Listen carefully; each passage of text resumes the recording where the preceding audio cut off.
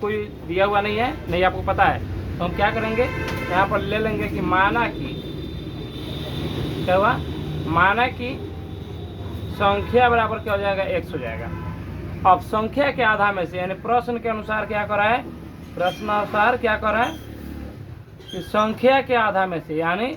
1/2 में से, आधा मैंने क्या होता है, उसको 2 भाग में बांट देना। तो 2 से भाग करने के बांटने के लिए 2 से भाग करेंगे, तो 2 से भाग हम कर दिए।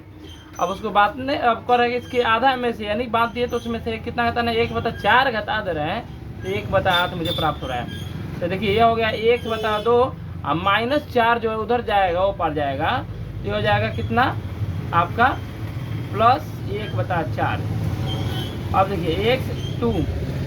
8 और 4 का जो होता है लघुत्तम लीजिएगा, 8 4 का लघुत्तम लीजिएगा, यहाँ पे या का चिन्ह हम देंगे, 8 4 का लघुत्तम लेते, या का चिन्ह क्यों देते हैं, क्योंकि बराबर के बाद भी कोई संख्या है, इसलिए या का चिन्ह देना अनिवार्य है। 8 4 का लघुत्तम लेंगे तो 8 हो जाएगा, और इस 8 से इसमें भाग करेंगे तो 1 आएगा, इस 1 से इसमें गुना करेंगे तो 1 हो जाएगा। किससे गुना किए, 1 से, प्लस अब इस 4 से भाग दिए, इसमें 2 आया, 2 से किस में गुना करना है, उस ऊपर वाला 1 में, ठीक है। तो यह हो गया हमारा 1/2 बराबर 1 एकम 1 प्लस 2 एकम 2/8, तो कितना हो जाएगा, 1/2 इक्वल टू 3/1 हो जाएगा, होगा नो। यहाँ पे या के चिन्ह देंगे, अभी बताया क्यों देना है। अब देखो x जो है इसका बराबर में यह 3/8 है, और x इसके नीचे जो है ये आपका इधर चल जाएगा गुना में, इसलिए कर जाएगा 4 बार में, तो x का मान कितना आ गया आपका 3/4 आ गया, ठीक है। और फिर दूसरा सवाल जो कह रहा है, यदि किसी आयत की लंबाई और चौड़ाई के 5 अंतर है तो परिमिति 110 दिया हुआ है, तो लंबाई और चौड़ाई ज्ञात करें, ठीक है।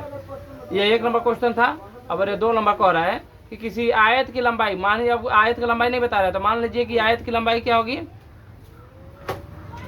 आयत की लंबाई माना है, ठीक है, क्या है, माना की आयत की लंबाई क्या है, x है। अब कह रहे हैं कि चौड़ाई, लंबाई में से लंबाई और चौड़ाई के बीच में अंतर जो है 5 का है, तो क्या होता है अंतर, मैंने क्या होता है, देखो इसमें से अगर हम 5 घटा देते हैं तो ये हो जाएगा मेरा अंतर, अब ये हो गया मेरा चौड़ाई का मान भी। अब देखो आयत का परिमिति कह रहा है, याद रखिएगा परिमिति आयत का नहीं होती है,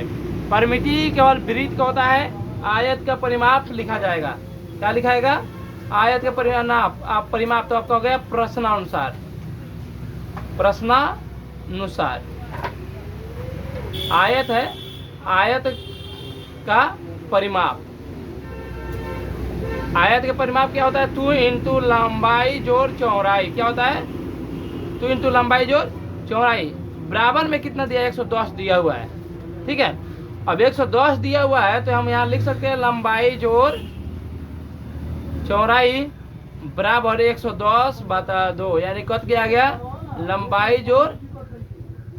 चौड़ाई बराबर 55। फिर हम यहाँ पे या का चिन्ह देंगे, याद रखिएगा या का चिन्ह क्यों देंगे, क्या कि बराबर में उधर कुछ संख्या है, तो लंबाई क्या है, x है, इंटू यह हो गया x - 5 बराबर आपका 55 दिया हुआ है, ठीक है। तो देखो ये x प्लस है, यहाँ पे भी प्लस है और यह भी प्लस, तो प्लस प्लस मिलके प्लस x, यह प्लस और यह माइनस मिलके -5, यह हो गया मेरा 55। तब देखो 2x हो जाएगा, यह जो 55 है यह 55 हो जाएगा, यह माइनस से इधर आएगा तो प्लस हो जाएगा, तो यह 2x हो गया बच्चों, 55 5 7 हो गया, यह x हो गया, और ये 2 जो है 7 के नीचे आ गया, यह कब से x का मान कितना आ गया, 30, x का मान कितना आ गया, 30 आ गया मेरे प्यारे बच्चों, x का मान आपको मालूम चल गया कि यह 30 है। अब देखो इसी के अनुसार मेरा क्या होगा, आयत का जो है, आयत की लंबाई हमारा मालूम चल गया 30 है। अब चौड़ाई क्या माने थे हम लोग, चौड़ाई माने थे x - 5, यानी 30 में से 5 को घटा दे तो इसका मान कितना निकला, 25 निकल गया, तो लंबाई जो हुआ वो हो गया 30, चौड़ाई जो हुआ वो